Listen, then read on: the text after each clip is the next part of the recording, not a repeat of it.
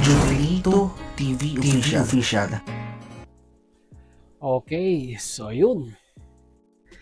Yun yung mga kabagis, this is Jubilito TV Official at eto na naman po muli ang isang edisyon ng ating reaction video mga kalingap at kabagis. No?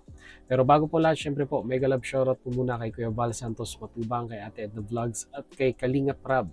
Sa ating mga kalingap netizens, kalingap subscribers, kalingap supporters, kalingap partners, ayan po. Kalingap reactors, Team Bios, Team Karepa, Team Watchers, mega love shoutout po sa inyong lahat. So ito na nga mga kalingap at kabagis, mainit na usapin po ngayon ang gagawin po natin ng reaction video dahil alam ko po naman na karamihan po sa inyo ay nakapanood na ng kani-kanilang mga interview, no? Regarding po sa issue between Dr. Lab at kay Malu de los Santos. Sa mga nakasubaybay po, no? Alam naman po natin na si Malu de los Santos, si Dr. Lab ay merong hindi po pagkakaunawaan, no, mga kalingap at kabagis, no? At isa po sa mga dahilan kung bakit po itong si Ma'am Malu de los Santos ay nagpaalam na sa kalingap ay dahil po sa issue niya kay Dr. Lab. Correct me if I'm wrong na lang, pero yun po yung pagkakaalam ko.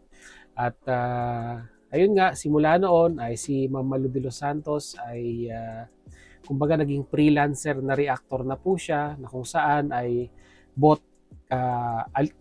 kalingap and anti-kalingap ay pinapasyalan niya.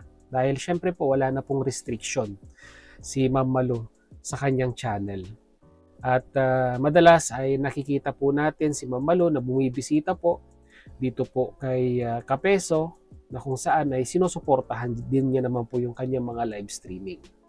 Well, syempre po, hindi po natin masisisi si Ma'am Malu dahil channel niya po yan at lahat naman po ay may karapatan, no?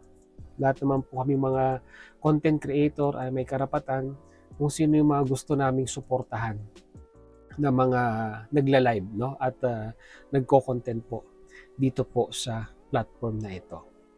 At lately nga po, mga kalingap at kabagis, no? Kahit ako po, nagulat dito po sa naging live streaming niya, no, ni Ma'am Malu de los Santos, na kung saan ang thumbnail po talaga ay pati po ako. Nagulat din po na itinumnail niya po itong si Dr. Lab na nakasilid na. Alam niyo na po siguro yung ibig ko sabihin. Although yung video po ngayon nung hinahanap ko ay wala na, siguro i-private niya na po. Pero nagulat lang po ako, no, dahil hindi ko po expected na ang isang Malu de los Santos ay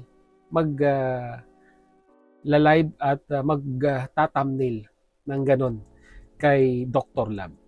Although sabihin man nating may mga bagay-bagay din itong si Dr. Lab na mga salitang nabitawan niya kay Malu de los Santos na syempre po below the belt, no, kung tutuusin din, dahil may mga live din si Dr. Lab na nabanatan niya ito pong si Ma'am Malu de los Santos. So parang ang lumalabas dito ay talagang kumbaga nagpapalitan na lamang po sila ng kanilang mga, sabihin na nating point of view, no, regarding sa mga issue at mga usapin na patungkol po, no, sa kanilang dalawa, no, sa mga nakaraan. At ngayon nga po ay sa huling live ay ito pong si Ma'am Malu ay parang hindi ko po alam kung pabiro na hinahanap yung 10K di umano na naibigay niya kay Dr. Lab regarding po doon sa di umano ay pagpapagawa niya ng sasakyan. So, 'di ba? Kasi may mga emoji nakarugtong yung mensaheng iyon na hindi po natin alam kung seryoso po si Malu de los Santos doon or nagbibiro lang. At sa tingin ko po napanood ni Kalingap Rab ito pong usaping ito, no, between Kalingap partners, Kalingap reactors and Kalingap sponsors in general, no, mga Kalingap at kabagis. Kaya po siguro nakapag-live at naisama at naitopic ni Kalingap Rab ito pong usapin na ito. So bago po natin ipagpatuloy ang ating reaction video, mga Kalingap at kabagis, ay siguro po mabuting pakinggan po muna natin ito pong si Kalingap Rab kung ano naman po ang kanyang masasabi, no, regarding po dito sa usapin na ito between Dr. Love and Malu de los Santos. So ito po mga Kalingap at Kabagis, panoorin po natin. Narito po yun. Si Malu Ayan, kagaya po ni Ninang Malu. Ano? So totoo lang po, okay naman po talaga kami ni Ninang Malu. Wala naman po kaming hindi naman po kami magkagalit. No? Pero yun nga, kumbaga meron siyang nakaaway. So parang galit na rin ata siya sa amin. Ewan ko, kasi ako talaga, di ako ganun eh. Di ako kung may ano kayo, kung may kaaway, kung may problema kayong dalawa, mas okay kung wag nyo na lang kaming isama ni Kuya Bal dyan. Kasi ang gusto lang namin problemahin is, gusto ko lang problemahin, yung focus ako sa mga beneficiaries ko. Diba? Welcome na nga namin kayo dito sa Kalingap. Welcome na namin. Tapos pati yung mga problema na yan is kami pa yung madadamay pa kami. Mali naman po yun, diba? So, yun po. Sana po nagigets din ng iba. Yun yung gusto kong ipaliwanag. Na sayang kasi yung relasyon natin. No? Na okay naman sana tayo. Then, may nakaaway lang kayo ng isang Kalingap. Then, dahil hindi kayo napagtanggol, di nyo nakuha yung expectation nyo, na ipagtanggol kayo namin, galit na rin sila sa amin. Parang ganun ba? Kumbaga, kami po kasi wala na kaming time para sa mga ganyang bagay. Kami, focus kami sa beneficiaries, ganyan. Teen Sweetheart. Ano yung hurricane? So, Kalingap One Family. Tayo, love.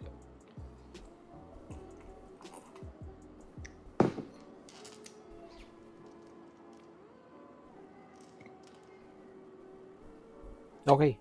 Siguro wala nang idadagdag si Kalingap Rob doon dahil sa napakinggan naman po nating kahit konting mensahe ay makakakuha na natin, no? Makakapagbigay na po tayo ng ating reaction dito mga Kalingap at Kabagis, no?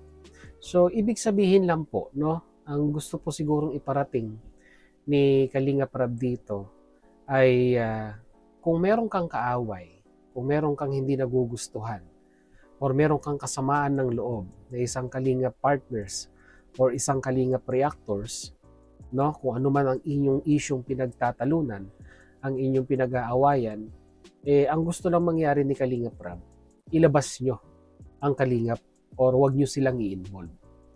Kuya Bal, si Kalingap Rob, wag nyo silang isali sa inyong awayan. Yun lang po yung straight to the point na gustong sabihin ni Kalingap Rob dito, mga Kalingap at Kabagis, no?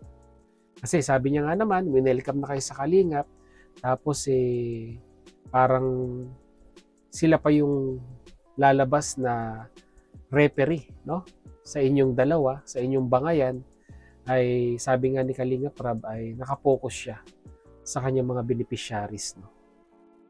Which is, sa tingin ko naman po, ay may punto si Kalingap Rob dito po sa kanyang sinasabi. 'Di ba? Siguro nga mas maganda mga Kalingap at Kabagis kung makikipag-away ka sa mga Kalingap partners at Kalingap reactors, yung entrada ng video upload mo or ng live mo, mag-disclaimer ka. 'Di ba?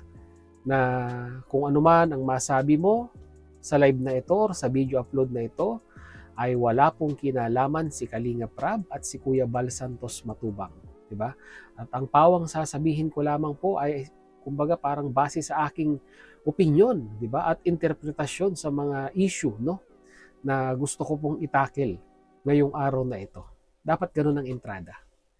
Pero ang isang nakakalungkot na parte dito dahil nga po tayo, no, ay naka-affiliate sa pangalan po ng Kalingap ay hindi po talaga may iwasang mahila yung pangalan ng isang Kalingap Rob, Bal Santos Matubang, or yung community po ng Kalingap.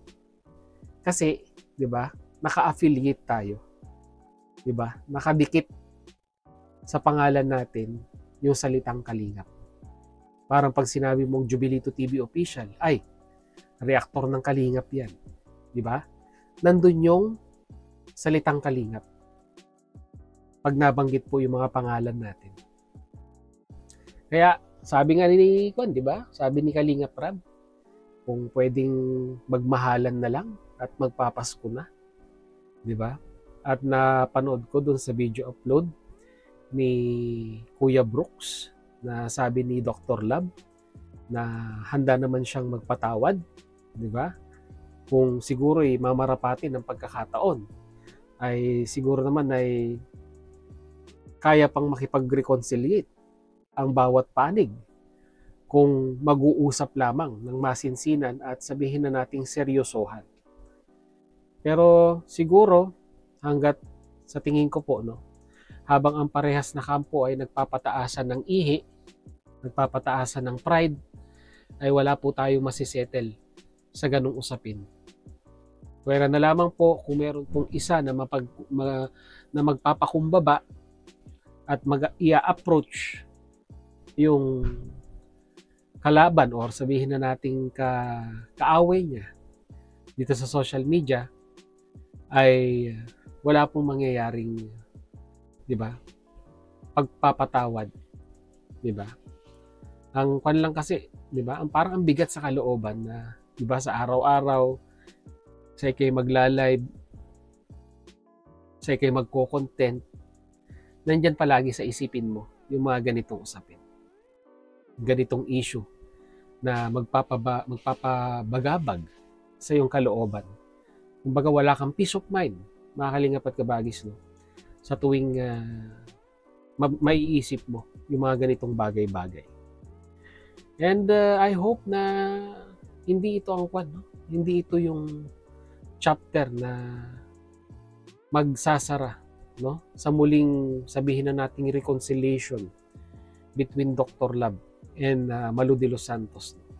Although medyo talagang mapait yung pinagdadaanan nila ngayon in bitter relationship, ika nga, between Malu de los Santos and Dr. Lab, we do hope that they find peace, no, in their heart and forgiveness, no. Dahil pare-pareho naman po tayong Kristiyano, di ba? Kung ang Diyos nga po ay marunong magpatawad, tayo pa po kayang mga nilalang niya, no? Ay hindi ba kayang gawin yung mga ganung bagay?